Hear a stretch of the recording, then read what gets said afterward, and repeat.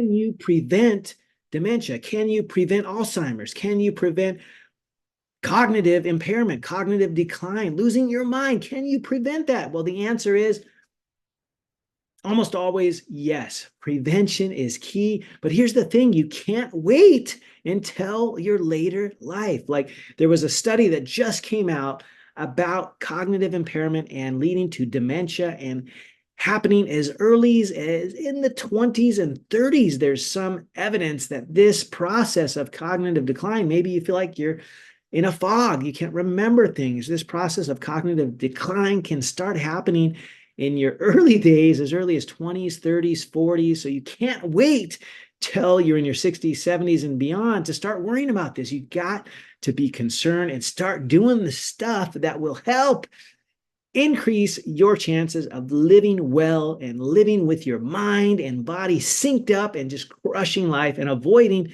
dementia and cognitive decline, because you can do this. It is possible. Let me share with you this recent article. Actually just came out last week in the journal Neurology, July 3rd of 2024. It says association of changes in the C-reactive protein level trajectories through early adulthood with cognitive function at midlife. The Cardia study, this was super interesting because the age range that they looked at started at age 24.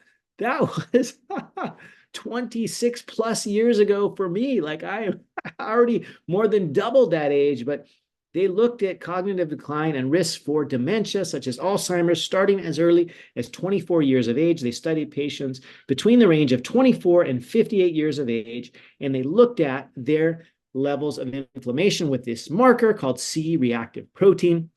I've talked about this many times before. I did 1 or 2 episodes on inflammation in the past. So if you want to go deep, you got to get all the info, all the deets, so to speak, get into it, go back and re-listen or re-watch those podcasts on inflammation, which literally is that common denominator in all disease. Inflammation is the issue. Chronic, daily, irritating inflammation is the issue that you want to prevent, because it leads to every disease. It leads to heart disease, which is the #1 killer in women and men and worldwide, not just here in the US. Literally, heart disease is the #1 killer worldwide, women and men, and it's caused literally by chronic inflammation. Also, most cancer, most type 2 diabetes, obesity, and cognitive changes like dementia, Alzheimer's, Parkinson's, these are also caused by inflammation. So here, right now, today, we're going to get into it. We're going to get into how we can prevent Alzheimer's, prevent these cognitive impairments, the dementia that we all fear, because we don't want to lose our minds. And many of us have family members, including myself. I've witnessed family members suffer from dementia. And so I am very much alert to the fact that this could happen to me unless I do something about it. And so today I want to get into a couple of things that you can do simply to decrease your risk of having this decline of your cognition, which when they start diagnosing it with so-called mild cognitive impairment, it may already be kind of too late. There's this whole chicken and the egg thing. You've heard about the amyloid theory that was put up about, I don't know, a couple of decades ago. It's what I learned in medical school, right? Oh, dementia is caused by amyloid. Well, actually, now we think that amyloid is just simply a marker of this process. In fact, it may be something the body is putting down in the brain. It's a protein that it's putting there to protect itself from ongoing inflammation. This amyloid may actually be a protective thing that the body's trying to do to prevent the destruction of this inflammation in the brain, causing dementia, causing the cognitive decline and impairment. So the theory that we all believed back in the day that it was amyloid, now we got to develop a medicine that blocks amyloid. Guess what? We did that. And guess what? It didn't work. Big surprise, because that wasn't the issue. In fact, Science did they did a big piece on this a couple of years ago, which is one of the premier journals worldwide, anyway, where they talked about this, the so-called amyloid hoax, where admittedly they said, look, we were wrong. This data, this stuff that we kept sharing, kept saying, oh, it's this is the cause of dementia. It's amyloid, it's tau. These proteins that get put down in the brain, these are causing dementia. Well, it's not exactly like that. It's the inflammation that's causing the issue. And the body is trying to protect itself, trying to put up a barrier, if you will, trying to protect itself from the inflammation with these proteins like amyloid, for example. And so targeting amyloid to try to knock out dementia with a pharmaceutical, big surprise, hasn't worked. But you know what does work? What can reverse this cognitive impairment? It's decreasing that fire of chronic inflammation. So let's get into a couple of ways that you and I can actually start decreasing our inflammation today. And of course, you know me, I love to talk about food. I'm kind of a foodie. I love to eat. It's one of my favorite things. I look forward to my 3 meals a day and then some snacks here and there because I love food. If I could travel and go to Europe, like, I don't know, a couple times a year, I would be pumped because I love the natural, whole, real foods that they use over there. Everything is fresh, the veggies, the fruit, everything is extra virgin olive oil. I don't have to worry about the hybridized dwarf wheat that we use. That's horrendous. That's basically the reason why I don't really eat any bread products here in the US, hardly ever.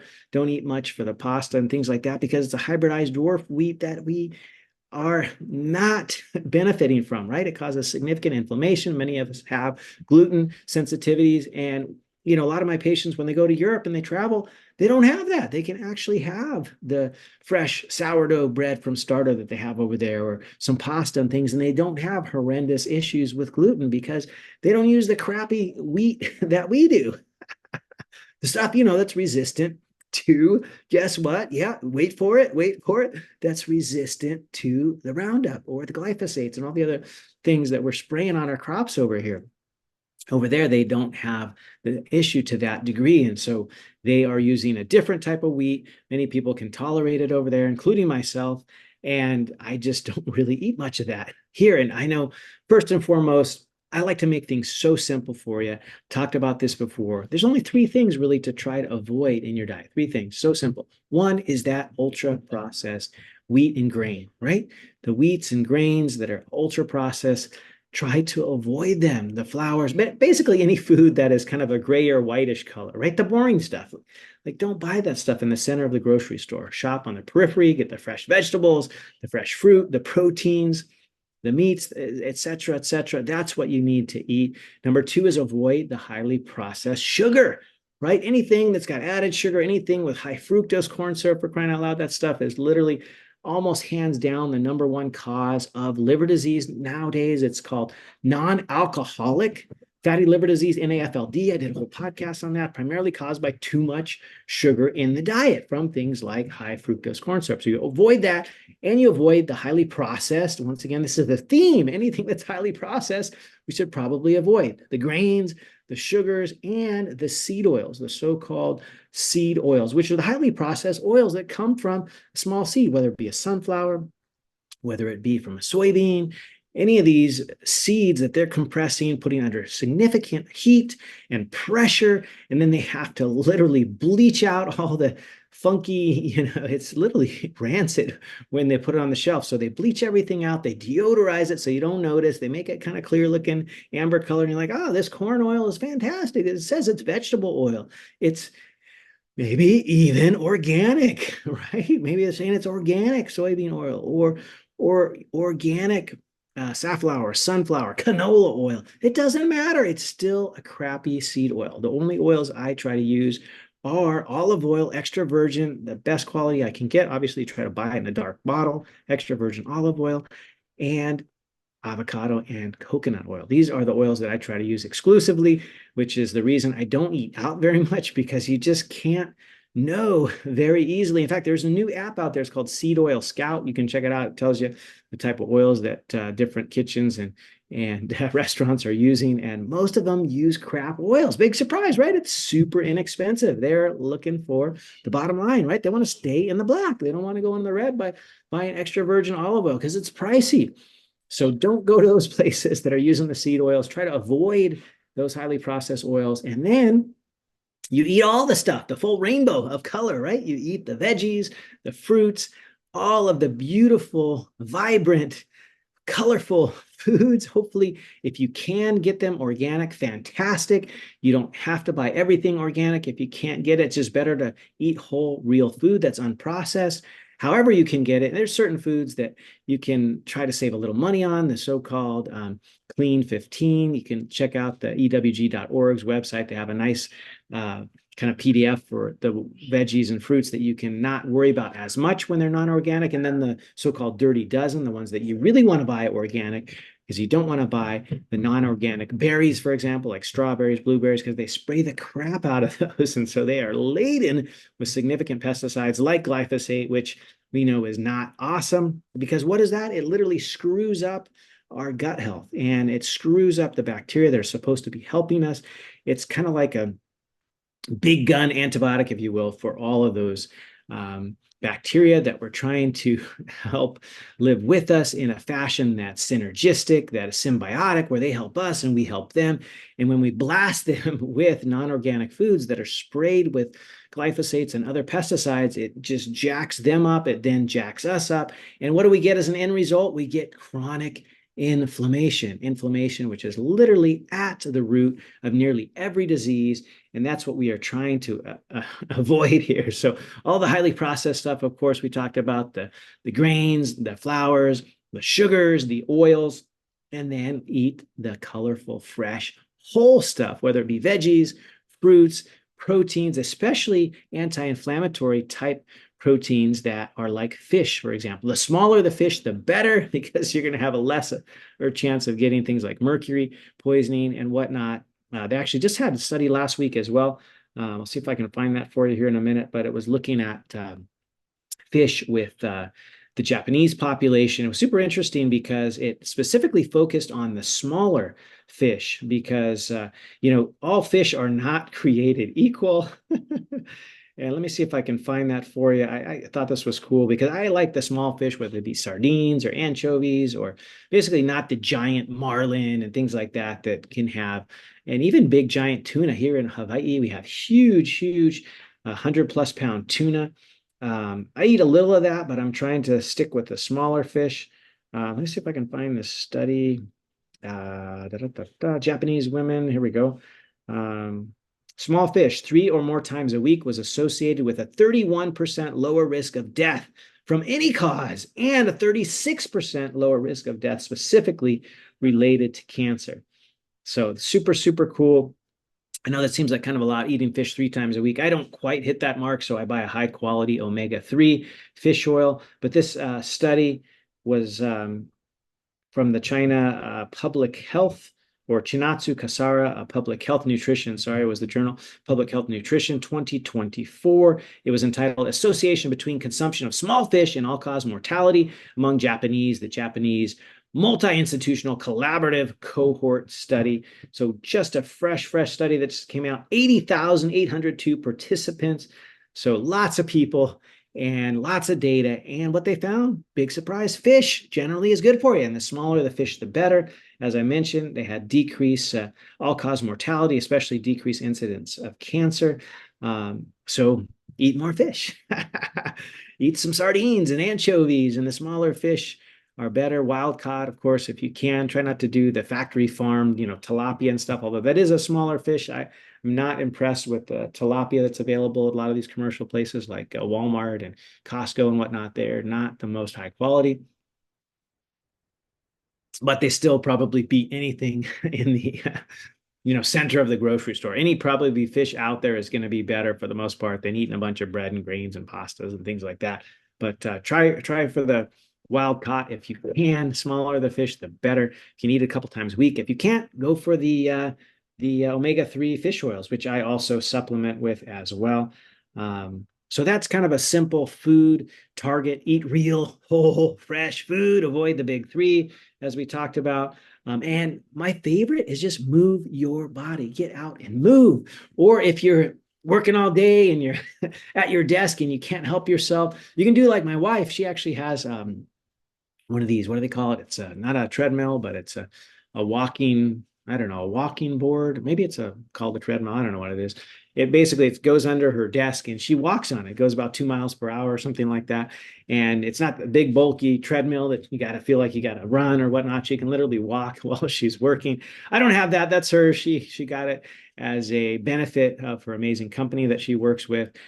Just recently, I just stand. You can tell I'm bouncing around. If you're on YouTube watching, I'm on my standing desk or standing at my desk. I'm not on my desk on the floor, but I'm moving, getting a little bit of movement while I work. It's more fun. I can do some power squats here, air squats.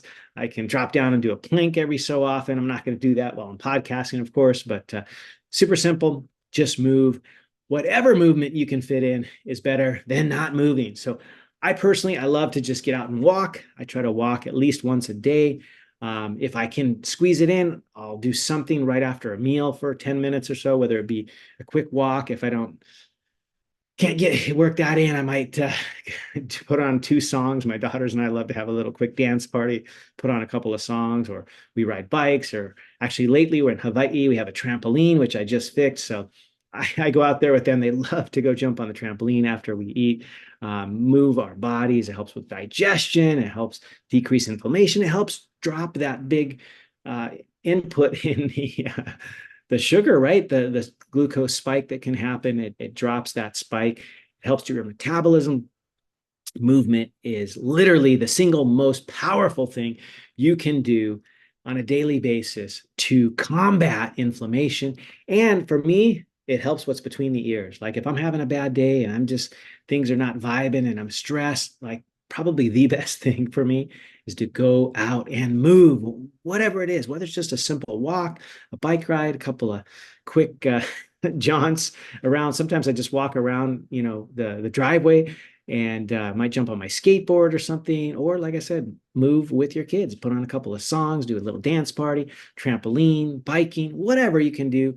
For a couple of minutes, a few times a day, it is doable. It is possible. Then try to get to the gym, or if you got some home weights, do some body weight or some kind of resistance training, because building your muscle mass is one of the single most important factors for longevity.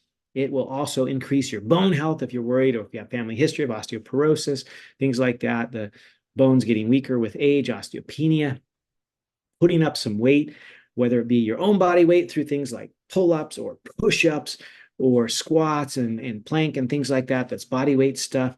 Burpees is my wife's favorite. I'm not in love with the burpee. I don't really like them. They kind of do funny things with my knees, but body weight stuff is fantastic. I personally love pull-ups. I don't know why. I just feel strong when I'm cranking out 20, 30 pull-ups. Feels good. Push-ups I love as well. Planking, it's amazing.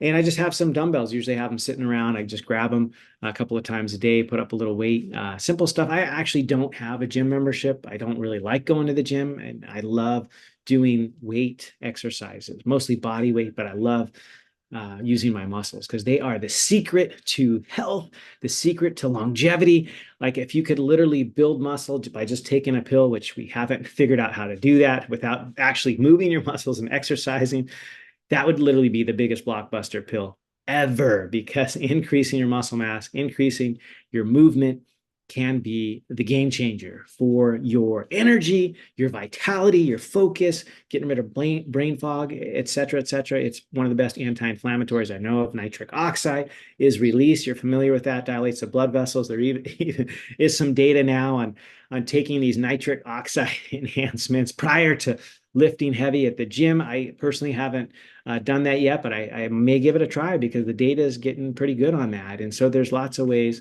but just moving your body, doing some resistance is amazing. Don't forget the simple things. Just move your body. I have a little alarm on my watch that literally beeps once an hour. And then I do 1 or 2 or 3 or 5 minutes of movement every hour, because it helps me focus, clears my head. It releases some natural endorphins and kelphins, even natural painkillers. I'm in my 50s now. I feel achy every once in a while. And one of the best cures or treatments or strategies that I have is just simply move your body. The other thing I love to share about, which has been a game changer for me, has been sleep. You cannot wait to sleep when you're dead. There's actually a lot of data now showing how improving your sleep, both the effectiveness, the quality, as well as the time on the cot, so to speak. You try for your 8 hours in the cot. It's kind of the average 7 or 8 hours. Shoot for that. And don't go less than 6. Like 6 seems to be that cutoff where your health dramatically declines with less than 6 hours of sleep. Some people are shorter sleepers. I've always been kind of a 6 to 7 hour person, but actually lately in my fifth and sixth decades, I'm shooting for 8 every single night if I can, because I just feel better. I feel better. I know I can function with less. I can function with 6.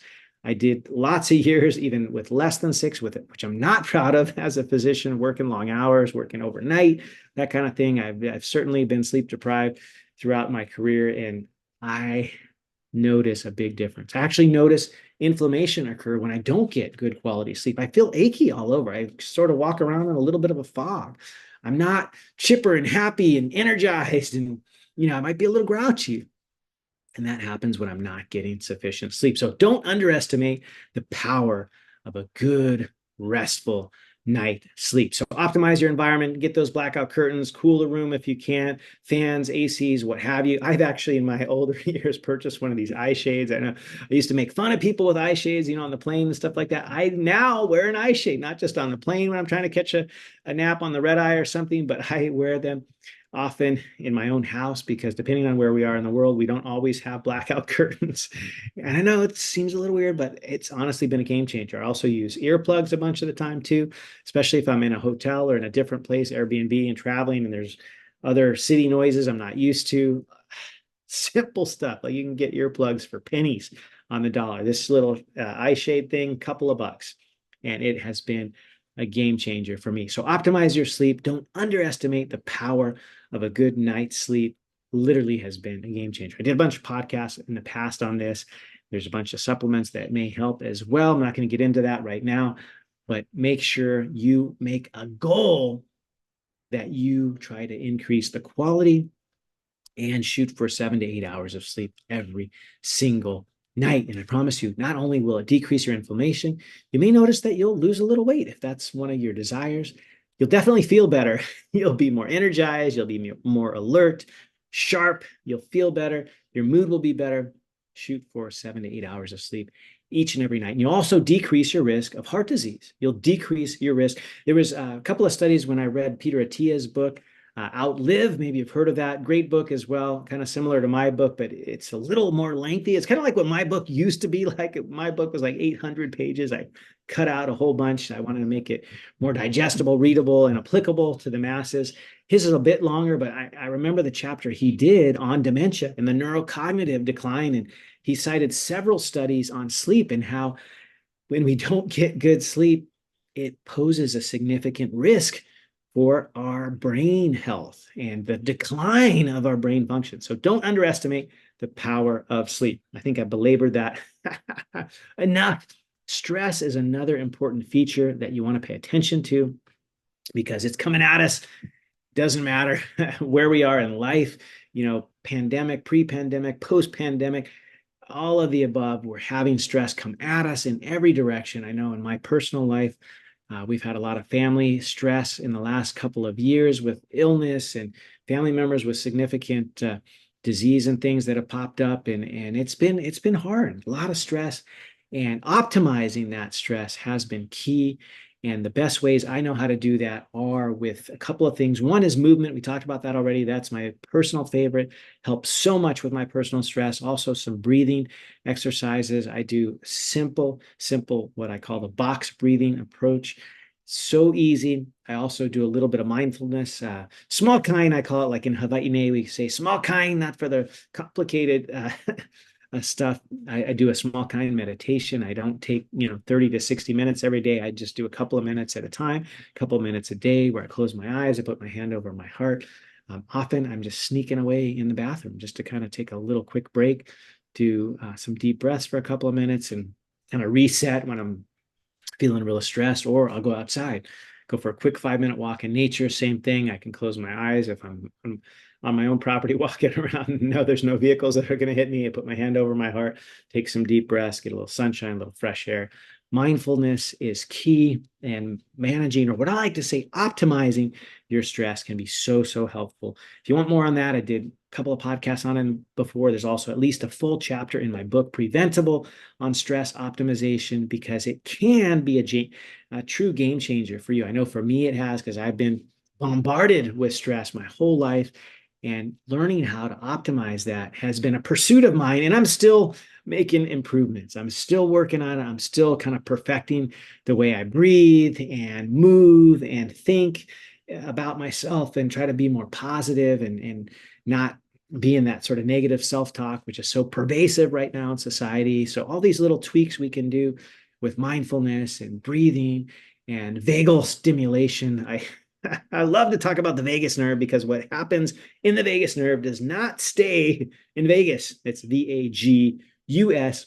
It goes all throughout the whole body, and it can be extremely helpful or not if you're not optimizing your vagus function. And lots of things you can do to do that. You can hum, you can sing in the shower, you can do the breath work, you can do yoga. There's so many cool practices that increase what's called the vagal tone. You can wear one of these smart watches that has a HRV, or heart rate variability, to kind of keep track of that. These are actually super cool. And one of the cool things, I may just let out a little secret that I'm doing with my concierge patients, is we're working on having these things monitored, so I can look at what their HRV is, because I can get a good glimpse of what's happening during the day, looking at their heart rate variability, and when they're going to be more prone to maybe getting sick, getting whatever's going on in flu season or what have you, if their heart rate variability is low, because I can tell that they're either not sleeping well, they're under too much stress, they're not moving their body, they're not eating best anti-inflammatory food, stuff like that. So these things, I know it sounds very simple, but they're very, very powerful. So stress optimization. And the last thing I really focus on is getting your gut healthy, because your gut is truly not just your second brain, but it influences every part of your body. And so I've done several podcasts on gut health.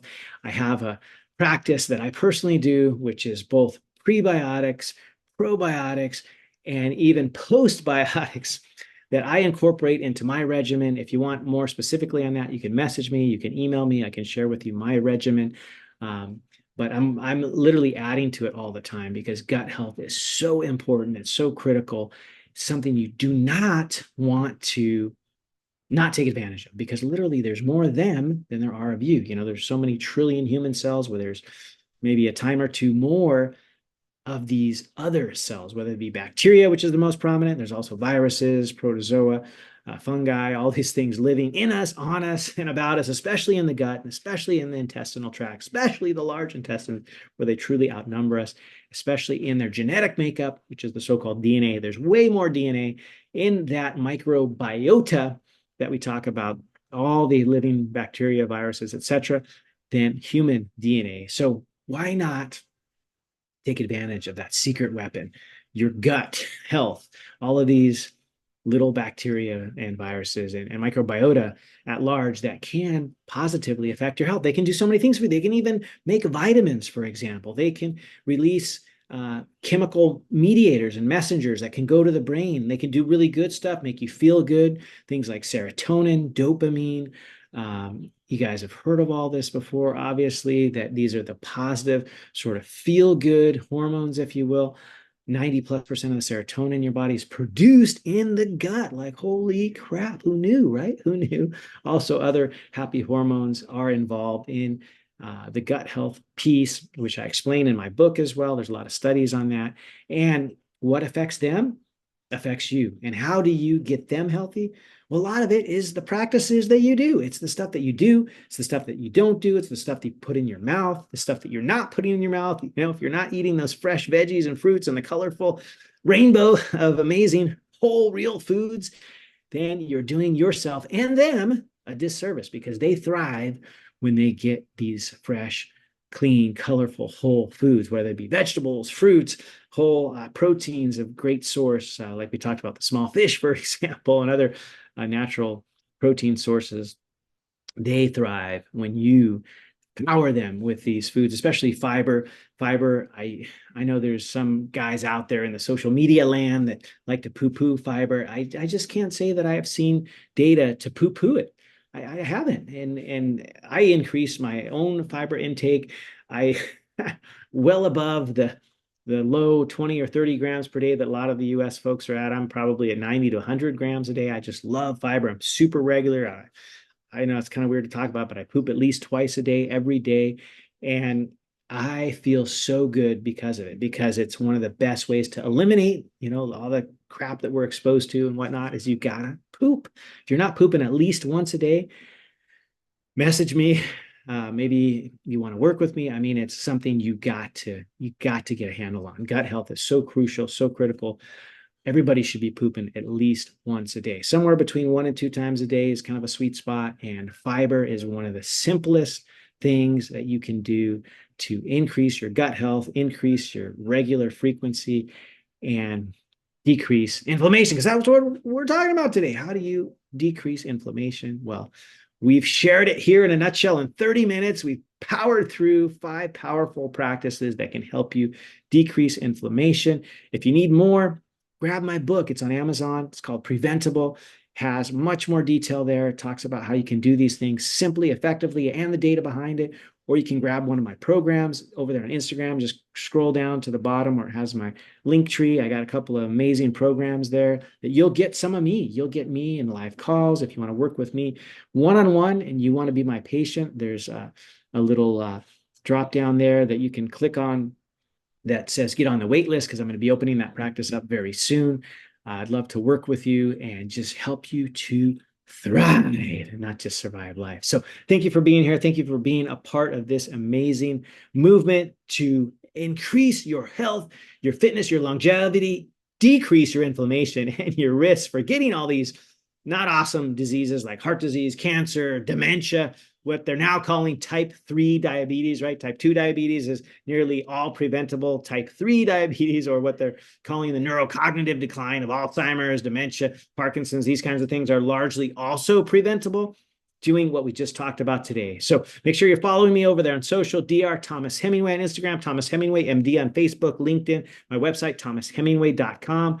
And make sure you're sharing this. If you've learned anything from this program, please share it out. This is meant to be shared. It's meant to be out there so that people can learn how to thrive and not just simply survive life. There's so much. It's so simple, and you can do it. So until next time, just thank you for being here, for tuning in. Make sure you share this out. Make sure you drop a review, because I will personally read that, and maybe you'll get a free copy of my book. Just never know. I've sent out a couple already. I'm going to send out a few more. So thank you for being here. I appreciate you so much. This is why I do this each and every week, so that we can all thrive and not simply survive. So until next time, a big aloha from Hawaii, ne, from my ohana to yours. Until next time, aloha. Thanks for watching, and make sure to like, subscribe, and share with a friend. These podcasts take hours of research, and taking just 2 seconds of your life to hit the like, subscribe, and share button will help a ton and get this word out to help more and more people. Thanks in advance. Mahalo and aloha.